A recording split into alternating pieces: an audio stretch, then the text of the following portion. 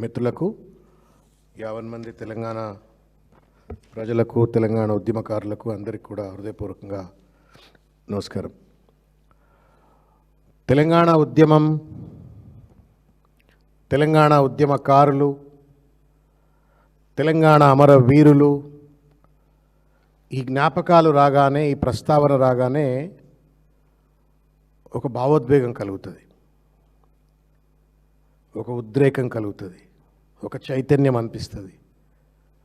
రాజకీయ ప్రస్థానంలో ఉన్నాం కాబట్టి తెలంగాణ పట్ల మరింత బాధ్యత, చిత్తశుద్ధి కలిగినటువంటి ఒక నాయకుల లెక్క, ఒక పార్టీ కార్యకర్తల లెక్క, కేసీఆర్ సైనికుల లెక్క ఇంకా బలంగా పనిచేయాలనేటువంటి ఒక ప్రేరణ ఈ 3 పదాలు తెలంగాణ ఉద్యమం, ఉద్యమకారులు, ఉద్యమం, అమరవీరులు అంటే గుర్తొస్తుంది. ఇవాళ ప్రభుత్వం 2.5 సంవత్సరాల వాగ్దానం తర్వాత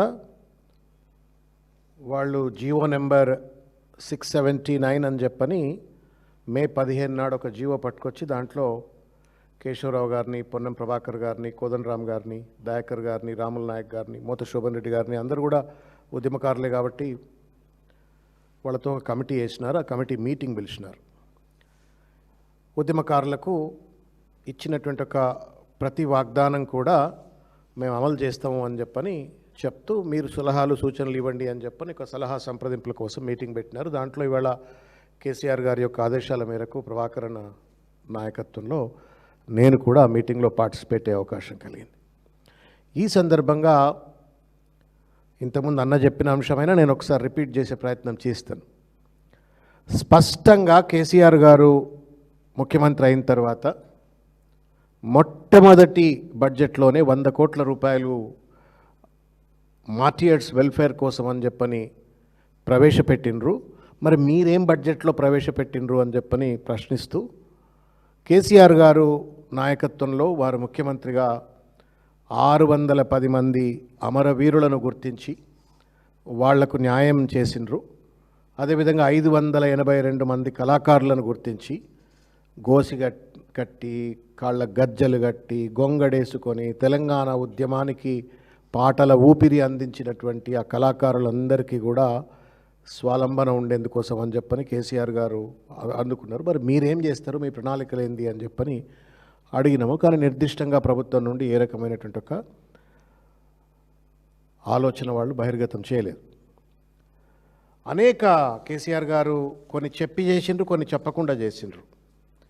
కానిస్టేబుల్ కృష్ణయ్య లాంటి వాళ్ళు, ఇంకా అనేక మంది అమరుల పిల్లలను చదివించడం కావచ్చు, లేకపోతే ఉద్యమకారుల ఆరోగ్యాలు బాగాలేకపోతే వాళ్ళ ఆరోగ్యాలను కాపాడేందుకు డబ్బులు ఇవ్వటం విషయంలో కావచ్చు, కొంతమంది అమరుల కుటుంబాలకు ఇళ్ల స్థలాలు, గృహ నిర్మాణ సహాయం కావచ్చు, అమరుల పిల్లల విద్య కోసం ప్రత్యేక ఫీ రియంబర్స్మెంట్ లాంటి పథకాలు అమలు చేసిన విషయం కావచ్చు, తర్వాత ఇట్లా అనేక అంశాలు కూడా గత ప్రభుత్వం చేసినటువంటి ఒక అంశాలను గుర్తు చేస్తూ మేము నిర్దిష్టంగా ప్రభాకరణ చెప్పినట్టుగా the previous government he's applied some criteria, ఒక క్రైటీరియా ద్వారా 610 మందిని గుర్తించిండ్రు.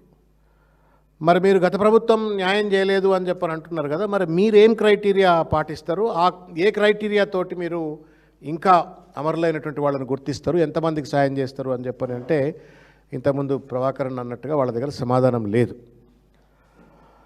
రెండోది ముఖ్యమైన అంశం, మీడియా మిత్రులు కూడా దయచేసి, ఎందుకంటే మీరు కూడా అంత ఉద్యమకారులే, జై తెలంగాణ అని చెప్పని పోలీసులతోటి లాఠీలు తిన్నారు, దెబ్బలు తిన్నారు, జైళ్ళకు పోయిన వాళ్ళు ఉన్నారు, ఉద్యోగాలు వదిలిపెట్టి మీ ఉద్యోగం పోయినా పర్లేదని జర్నలిస్టులు కూడా మీరు ఉద్యమంలో పార్టిసిపేట్ అయినారు. దీంట్లో terms of reference of the committee అని చెప్పని దీంట్లో రాసిండ్రు. Terms of reference of the కమిటీలో to evolve and establish criteria for identification of Telangana ఉద్యమకారులు, to establish criteria for identification of Telangana ఉద్యమకారులు. తెలంగాణ ఉద్యమకారులు అంటే ఎవరు, ఎట్లుంటారో గుర్తించడం కోసం ఒక క్రైటీరియా ఎస్టాబ్లిష్ చేస్తాం ఈ సంప్రదింపుల ద్వారా అని చెప్పినారు టర్మ్స్ ఆఫ్ రిఫరెన్స్లో. రెండవది to identify and prepare the list of Telangana ఉద్యమకారులు as per the evolved criteria. ఆ క్రైటీరియా అనుసారంగా రాష్ట్ర వ్యాప్తంగా ఉన్నటువంటి తెలంగాణ ఉద్యమకారులు ఎవరినో వాళ్ళందరినీ గుర్తిస్తామని చెప్పినారు. మూడవది, very carefully I appeal to you to listen, to make recommendations regarding the nature of recognitions, to make recommendations regarding the nature of recognitions, honors, courtesies, facilities to be extended to the said Telangana ఉద్యమకారులు. ఒకటేమో ఎవరు తెలంగాణ ఉద్యమకారులు గుర్తిస్తారు, 2 list తయారు చేస్తారు, 3 వాళ్ళకి ఏం సాయం చేయాలా, ఏం హానర్స్ ఇవ్వాలా అని చెప్పని కూడా ఈ కమిటీ నిర్దేశిస్తుంది అని చెప్పని చెప్తున్నారు. ఇది ఇట్లా ఉండంగా కాంగ్రెస్ రేవంత్ రెడ్డి గారు ఇంతకుముందు అన్న చెప్పినట్టుగా 106వ వాగ్దానం, తెలంగాణ తొలి మలిదశ ఉద్యమాలలో ప్రాణాలు అర్పించిన యువతీ యువకులను ఉద్యమ అమరవీరులుగా గుర్తించి వారి కుటుంబంలో ప్రతి ఒక్కరికి ప్రభుత్వ ఉద్యోగం, తల్లి తండ్రి భార్య, లాట్ ఆఫ్ దెమ్ చనిపోయిన వాళ్ళు ఇప్పుడు చనిపోయినా లేకపోతే 69 మూమెంట్ చనిపోయినా వాళ్ళ పిల్లలో తల్లిలో తండ్రో భార్య ఉంటే 25,000 రూపాయల ఎక్స్గ్రేషియా ఇస్తాము అని చెప్పని వాళ్ళు చెప్పినారు. రెండవది కేసులు ఎత్తేస్తాము, ఉద్యమకారులుగా ప్రభుత్వ గుర్తింపు కార్డు. మూడవది ముఖ్యమైనటువంటిది 250 గజాల ఇంటి స్థలాలు. ఈ రెండింటిని కోరిలేట్ చేయాల్సిన అవసరం ఉండే. థర్డ్ టర్మ్స్ ఆఫ్ రిఫరెన్స్ ఏదైతే పెడుతున్నారో మేము సంప్రదింపుల ద్వారా మేము ఏం చేయాలనో గుర్తిస్తాము, ఏమి ఇవ్వాలనో గుర్తిస్తాము అని చెప్తున్నారు. కానీ వాళ్ళు ఆల్రెడీ ఇది వాగ్దానం చేసి అధికారంలోకి వచ్చిండ్రు. కాబట్టి బీఆర్ఎస్ పార్టీ తరపు నుండి మేము స్పష్టంగా చెప్పినాం, ప్రభాకర్ అన్న ఒక్క వర్డ్ కూడా మిస్ చేయలేకుండా చెప్పిండు, ఇది చదివినిపించిండు మొత్తం. మీరు ఇది వాగ్దానం చేసిండ్రు, ఇది వాగ్దానం చేసి మీరు ఓట్లు వేయించుకున్నారు కాబట్టి మీ టర్మ్స్ ఆఫ్ రిఫరెన్స్లో పొందుపరచినటువంటి ఒక అంశం ఏంటంటే 25,000 రూపాయలు. 25,000 రూపాయలు ఇవ్వాలని అన్నాడు, 250 గజాల స్థలం ఇవ్వాలా అని చెప్పని నిర్ద్వందంగా చెప్పిండ్రు. ఇది మళ్ళా కూడా మేము బీఆర్ఎస్ పార్టీ వేదికగా మీరు ఒక మంచి కార్యక్రమానికి స్వీకారం చుట్టిండ్రు. We appreciate you have done a good job. But then తూతూ మంత్రంగా ప్రహసనంగా మార్చకండి దీన్ని you go little extend beyond what BRS government has done. BRS ప్రభుత్వం 610 చేస్తే నువ్వు 1200 మంది చేయి. 582 కళాకారులను గుర్తిస్తే నువ్వు 1000 మంది కళాకారులను గుర్తించు, ఐడెంటిఫై చేయి. ఆ క్రైటీరియా ఏమైనా ఉంటే అది డిస్కస్ చేసి దాన్ని డిఫైన్ చేసి చేయాలని చెప్పని మేము ప్రభుత్వానికి డిమాండ్ చేస్తూ ఉన్నాము, కళాకారులు ఉద్యమకారులు అమరవీరుల యొక్క తరపు నుండి. లేకపోతే ఉట్టుట్టి మాటలు మాట్లాడి, రెచ్చగొట్టే మాటలు మాట్లాడి, ప్రజలను మభ్యపెట్టి ఓట్లు దండుకొని మళ్ళా ఉద్యమకారుల పేరు మీద చిల్లర నాటకాలు చేసినట్టు అవుతుంది అనే విషయాన్ని నేను వారికి గుర్తు చేస్తూ ఉన్నాను. ఇంకొక ముఖ్యమైనటువంటి ఒక విషయం ఏంటంటే, ఇంతకుముందు అన్న చెప్పిండు సెక్రటేరియట్కి పోవడానికి ఎంత కష్టమవుతుంది. ఇలా మేము పోతే 3 సార్లు ఆపిండ్రు. ప్రభాకర్ అన్న పెద్ద ఉద్యమకారుడు, నోన్ ఫేసు, మాజీ ఎమ్మెల్సీ, కేసీఆర్ గారు షాడో, దాసోశ్రవణ్ ఎమ్మెల్సీ, మమ్మల్ని 3 చోట్ల ఆపి నువ్వెవరు అద్దాలు తీసి మమ్మల్ని పిలిచిండ్రు అని చెప్పి రానిచ్చిండ్రు. ఎవడన్నా పేద ఉద్యమకారుడు లోపల పోతాడా సెక్రటేరియట్కు? పోలేడు. సార్ మేము చెప్పినాం స్పష్టంగా, మీరు అమరవీరుల స్తూపం కేసీఆర్ గారు అద్భుతంగా కట్టిండ్రు, దాంట్లోనే ఆఫీస్ పెట్టుకొని ఒక డెడికేటెడ్ ఆఫీసర్, ఇక్కడ ఎవరు రామకృష్ణారావు సంతకం పెట్టిండు, secretary to the government political general administration అంటే రఘునందన్ రావు గారు వచ్చి కూర్చున్నారు. రఘునందన్ రావు గారిని కలిసినట్టు ఉంటుందా? మీరు ఎవరన్నా ఉద్యమకారు మీరే ఫోన్ చేయరు, జర్నలిస్టులు సెక్రటరియట్ బీటోళ్ళు కలవాలంటే కూడా కష్టమవుతుంది. కాబట్టి మేము ఏమన్నామంటే ఒక డెడికేటెడ్ కమిషన్గా మార్చండి. లైక్ బీసీ వెల్ఫేర్, ఇప్పుడు బీసీల వెల్ఫేర్ కోసం కమిషన్ ఉంది, ఎస్సీ ఎస్టీ వెల్ఫేర్ కోసం కమిషన్ ఉంది. అట్లాగే మీరు ఒక్క అడుగు ముందుకు కనుకొస్తే, ఈ జీవోలో మీరు ఏమన్నారు కమిటీ అన్నారు, ఈ కమిటీని కనుక మీరు కమిషన్ అన్నట్టయితే దానికి ఒక కాన్స్టిట్యూషనల్ స్టాచ్యుటరీ శాంటిటీ వస్తుంది. మీరేమన్నా ఇప్పుడు ఇవాళ రేపు ఏంది, ఇప్పుడు కేశవరావు గారు ఇంత పెద్దోడైనా ఈయన చెప్తే చీఫ్ సెక్రటరీ వినాలని ఏం లేదు, గ్యారంటీ లేదు. We are in a very autocratic governance. ముఖ్యమంత్రి చెప్తే తప్ప ఫైళ్ళు కదలవు. కాబట్టి దీనికి ఒక కాన్స్టిట్యూషనల్ శాంటిటీ ఉండాలంటే దీన్ని ఒక కమిషన్గా మార్చినట్టయితే ఉద్యమకారులైన జర్నలిస్టులు కావచ్చు, అమరవీరుల కుటుంబాలు కావచ్చు, సబ్బండ వర్గాలు కావచ్చు, వీళ్ళందరూ కూడా దాంట్లో వెళ్ళి కన్సల్టేషన్ ప్రాసెస్ ఉంటుంది. కాబట్టి మీరు విస్తృతమైన పార్టీలతోటే ఆపకండి. సబ్బండ వర్గాలు జేఏసీలో అన్ని కులా సంఘాలు, అన్ని విద్యార్థి సంఘాలు, రకరకాలైన వ్యక్తులందరూ కూడా ఉద్యమంలో పార్టిసిపేట్ అయినారు. వాళ్ళందరితో కూడా ఈ సంప్రదింపుల కార్యక్రమాన్ని ముందుకు తీసుకెళ్లాలి. ఒక ప్రత్యేక కార్యాలయం, ప్రత్యేక కార్యదర్శి, ప్రత్యేక ప్రభుత్వం, ఇంతకుముందు వారన్నట్టుగా బడ్జెట్ ఇవన్నీ కూడా పెట్టాలని చెప్పడం జరిగింది. దాంతోపాటుగా మేము 2 విషయాలు చాలా స్పష్టంగా చెప్పినాం. ఉద్యమ చిహ్నాలను నాశనం చేయకండి. ఆల్రెడీ చేసిండ్రు, బట్ మేము తప్పదు కాబట్టి ఉద్యమంలో ఉన్నటువంటి వాళ్ళం కాబట్టి ఉద్యమకారులకు సంబంధించిన అంశాన్ని పట్ల చర్చ జరుగుతుంది కాబట్టి దానిపైన అడిగినాం. మేము తెలంగాణ ఉద్యమ నేపథ్యంలో వచ్చినటువంటి ఒక ఉద్యమ చిహ్నం, విప్లవ చిహ్నం తెలంగాణ తల్లి. ఆ తల్లి రూపురేఖలు మార్చేసినారు, ఇది అన్యాయం అవుతుంది. రెండవది, తెలంగాణ ఉద్యమానికి స్ఫూర్తి, రాష్ట్ర ఏర్పాటుకు స్ఫూర్తి డాక్టర్ బిఆర్ అంబేద్కర్ ఆర్టికల్ 3.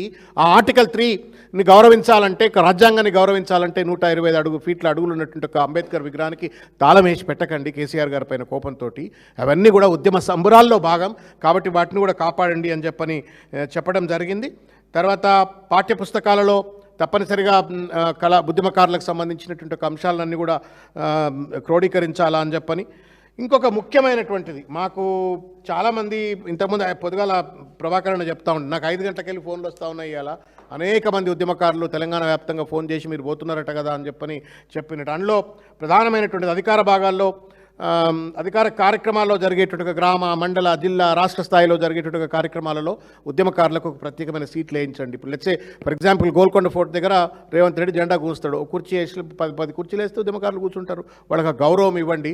స్వాతంత్ర సమరయోధులుగా, తెలంగాణ స్వాతంత్ర సమరయోధులుగా గుర్తించండి అని చెప్పని నిర్ద్వందంగా మేము చెప్పడం అయింది. వాళ్ళు నిర్మాణాత్మకంగా ఏ పని చేసినా సహాయక సహకారాలు అందిస్తాము. కానీ ఎట్ ద సేమ్ టైం తూతూ మంత్రంగా ఏమైనా చేసే ప్రయత్నం చేస్తే మాత్రం తప్పనిసరిగా ఉద్యమకారుల పక్షాన, తెలంగాణ భారత రాష్ట్ర సమితి పక్షాన తప్పనిసరిగా వాళ్ళని ఎక్కడికక్కడ నిలదీస్తాము అని చెప్పనే విషయాన్ని గుర్తు చేస్తూ, ఒక విషయం ఈ సందర్భంగా గుర్తు చేస్తూ ఉన్నాం ఏంటంటే, యాకూబ్ రెడ్డి మీ అందరికి తెలిసే ఉంటుంది. పాపం తెలంగాణ పీక్ మూమెంట్లో 2010లో టెస్టికల్స్ విసికి కొట్టినరండి అప్పుడున్న ప్రభుత్వం, పోలీసులంతా. పాపం కాకతీయ యూనివర్సిటీలో అతి దారుణంగా ఈ పోలీస్ స్టేషన్ అన్ని పోలీస్ స్టేషన్లు తిప్పి కొట్టి నానా హింసకు గురి చేసి పాపం ఇలా అసలు మనిషిగా బతుకుతున్నాడా బతుకుతలేడా జీవోత్సవంగా ఉన్నాడు అనేటువంటి రీతిలో పడి ఉన్నాడు. ఆ వ్యక్తి పాపం కొట్టిన పోలీసుల ఆఫీసర్లు వెంకట నరసయ్యట ఎవరో ఇంక కొంతమంది ఆఫీసర్ల పైన కేసులు వేస్తే అప్పటి ప్రభుత్వమే మళ్ళీ కనీసం హైకోర్టు తీర్పులను గౌరవించకపోగా మళ్ళీ సుప్రీంకోర్టుకి వెళ్ళి దానిపైన స్టే పట్టుకొచ్చి అతనికి ఇంకా కంపెన్సేషన్ ఇటువంటి రాలే. So we told very clearly, కేటగారికల్గా చెప్పినాం, మళ్ళీ కూడా రిటర్న్ రిప్రజెంటేషన్స్ ఇస్తాం. ఉద్యమకారులు ఎవరెవరైతే కేసులు ఈ రకంగా వాళ్లకు న్యాయం జరగాలని కేసులు వేసినరో వాళ్ళపైన కక్ష సాధింపుగా ప్రభుత్వాలు ముందుకు పోకుండా వాళ్లకు వెసులుబాటు కలిగిస్తూ వాళ్ళకు అన్ని రకాలుగా న్యాయం కలిగేటువంటి ఒక వెసులుబాటు కల్పించాలా. ఆఫ్టర్ ఆల్ ఇవాళ స్టేట్ ఇట్లా ఉన్నది అంటే వాళ్ళ త్యాగం, వాళ్ళ పోరాటం, వాళ్ళ అమరత్వం. కాబట్టి ఆ త్యాగాలు, పోరాటాలు, అమరత్వాలను గౌరవిస్తూ వాళ్ళకు సరి అయినట్టుగా న్యాయం చేసే అన్ని చర్యలు చేపట్టాలా. మీ ప్రతి చర్యకు మేము తోడ్పాటు అందిస్తామని చెప్తూ వాళ్ళ మేనిఫెస్టోను, వాళ్ళ జీవోలో ఉన్న లొసుగులను ఒక్క పదం కూడా పోకుండా ప్రభాకరణ నేతృత్వంలో అన్ని కూడా మేము చెప్పినాము. బట్ ఇంకా కూడా కంటిన్యూస్గా ప్రతి ఉద్యమకారుడికి ఇంకా వాళ్ళు ఇస్తామన్నట్టుగా వాగ్దానం అమలయ్యేంత వరకు మా పోరాటం ఇట్లే ఉంటుంది, మా ప్రశ్న ఇట్లే ఉంటుంది. Thank you.